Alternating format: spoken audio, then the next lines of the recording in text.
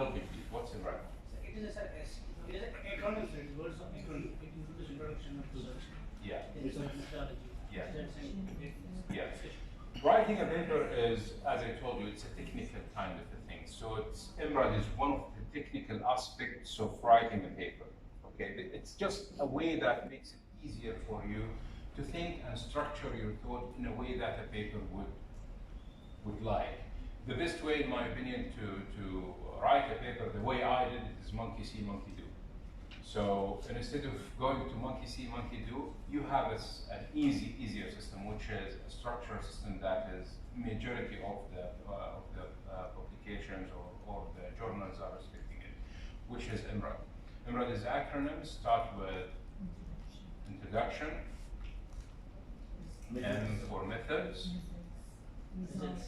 results, discussions. Exactly. So start with the first thing in your article is the title. So how can I make the title more attractive? To write a title that would stop PubMed people who are searching in the PubMed cruiser, I would call them, to stop and at least read your abstract. And from your abstract, like Dr. Ayat will talk today, it will lead them to the whole paper sometimes.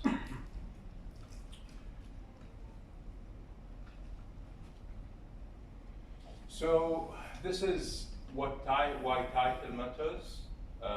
These two researchers said that there is some sort of technicality. Of course, biostatisticians or statisticians usually like to measure things.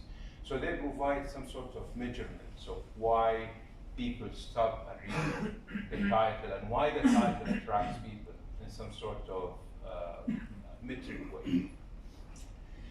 So they found that about 99% the title was declarative, and I'll give you, with the help of Dr. Ayat, a few examples of what declarative means. Declarative title have lesser uncommon words, were significant more represented in Altimetric top 100. Declarative title had 2.8 times odds in the top list. Another very important thing is using some sort of out of ordinary words. I'll give you a real life example. One of the paper I wrote, and me and colleague, we were trying to understand, or we did some sort of qualitative research, and the research was about the experience of survivors of MRSARS-CoV. You know, National Guard there had this kind of epidemic call last, I think 2016, and they closed the hospital to that extent in front of everybody, and it became like a closed canvas for treating the epidemiological kind of disaster that happened in the hospital. And most actually of the healthcare givers got infected by MRSARS-CoV. That's why we had to stop our practice and reflect on what's happened. We found the opportunity. What is the survivals of those kind of bad disease would share about their knowledge of surviving this kind of disease, being a healthcare giver. One of the people whom we have interviewed, she said that one of the word that she used, she said that I felt like the dirtiest person in the planet. Okay, that's her exact word.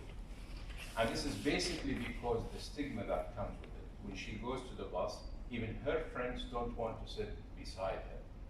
So she started to be alienated. She started to be kind of stigmatized by being survivor. I might get infected if I get too acquainted to her.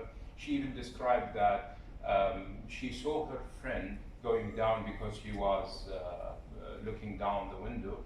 And she asked her friend by mobile phone, where are you now? Are you coming as our usual day, chilling out, chilling together, movie night? And her friend, who was in front of her eyes, down the apartment, she told her, well, I'm far away now, I can't come. So that's give her, يعني, عزز enforce the feeling that she is a dirty person, everybody don't want to be passed with. So when we were trying to come up with a title, And we know the statistics. We know that having an odd title would increase our chance for our paper to be looked at. And we choose that as the title of our paper. We put between brackets, I feel I am the dirtiest person in world, colon, and then we describe descriptive what we do, the experience of whatever the title was. And just because this word, the CEO, His Excellency Dr. Bender Al-Nawi, was in an auditorium and we were presenting our work, we win a prize just because we attracted them.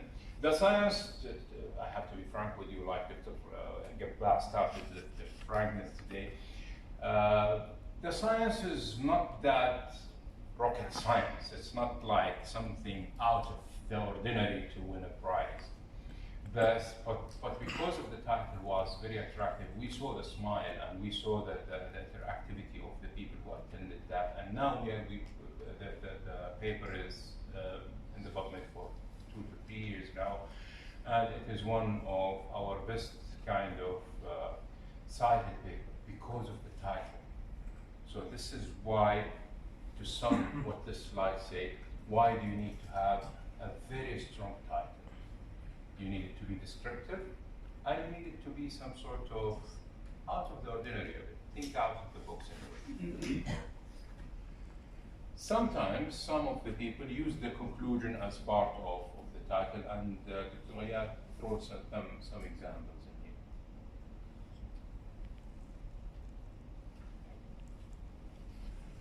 So, to start with conceptualizing the title, the first step, it has to be declarative. This is a few examples of how the title should look like. If you want to be declarative, this is the example. For example, mixed strains of probiotic improve antibiotic associated diarrhea. Very descriptive, straightforward. Okay. The odds of this getting picked up by PubMed is very high. Yet you can make it stronger by throwing some sort of describe the subject into the title. The effect of mixed strains of probiotics and antibiotic associated diarrhea, and you can make it more, use a question for the subject. Example, do mixed strains of probiotic improve antibiotic associated diarrhea? So different style of writing, everyone has its own impact and everyone has its own beauty. And if you can read here, so this is one of the research title formula. Start with the result. I feel like I am the dirtiest person in the planet. Okay. Colon. This is the colon. Then a method study, a qualitative research, a topic among samples, to assess the experience of people survival of endoscopy. Exactly what we have done. So just use this and try to be creative with it.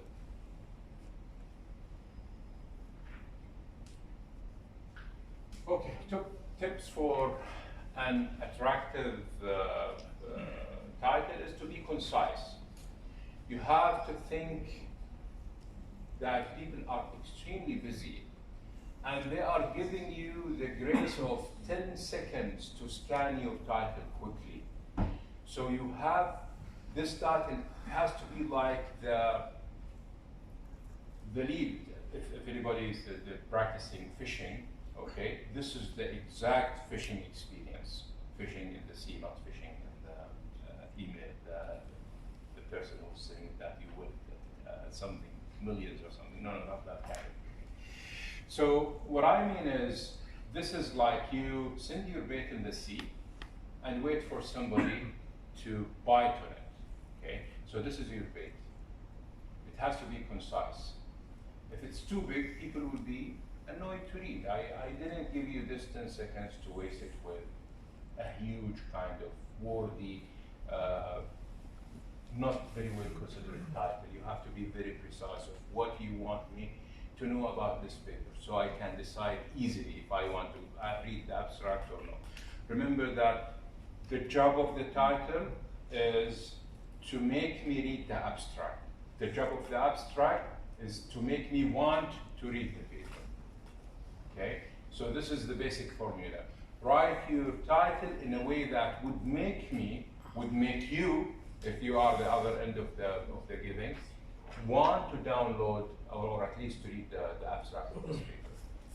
So be concise of what you want to tell people, and be concise with distance, and be grateful to it, respect people's time, give them a concise kind of what you want them to know about your work. Convey the main topic, highlight the importance, be concise, be descriptive, use a low word count, 5 to 15 words. Avoid wordy titles, like a blink, avoid them. As I told you, you have only a window of 15 seconds. If I am generous with time, I will scan it quickly, maybe in 3-4 seconds, and I'll go to the next. Remember, when I make a search, tens of pages will come in the PubMed or whatever kind of database you're looking at. So you have to make your title stand out, to be concise and short. Don't try to avoid more than 15 words. I usually tell my students not more than 10 words, and I challenge them to that, okay? So this means that you have to be very creative, saying all what you want to say in 10 or 15 words.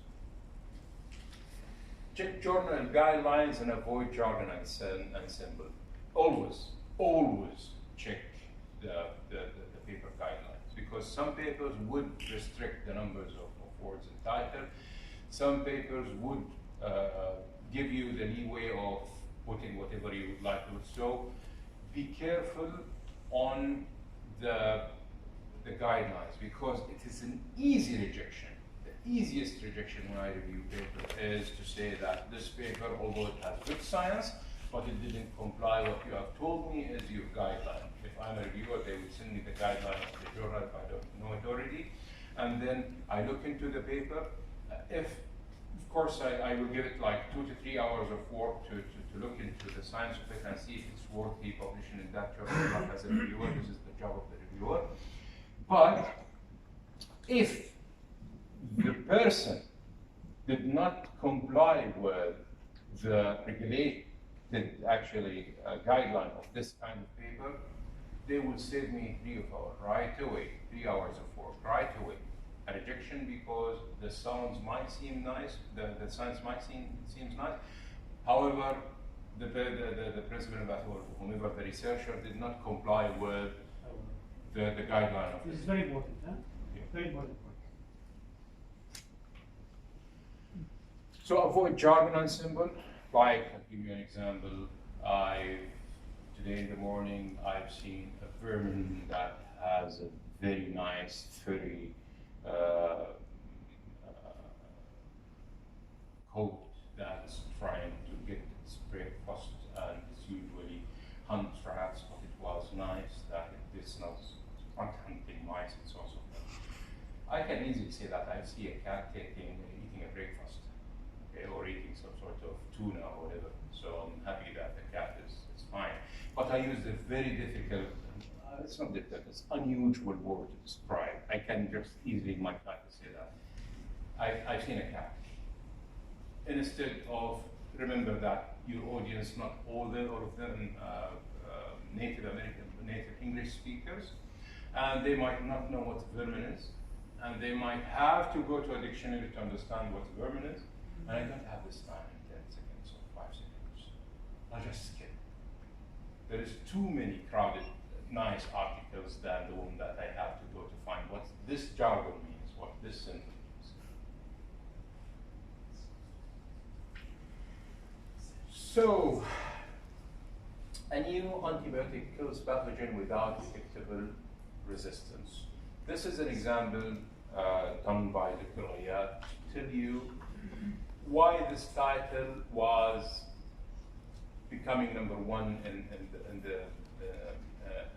review. You can see the title is not like rocket science, it's straightforward, but it's descriptive, it is concise, and it has a spin of a result in it. Okay?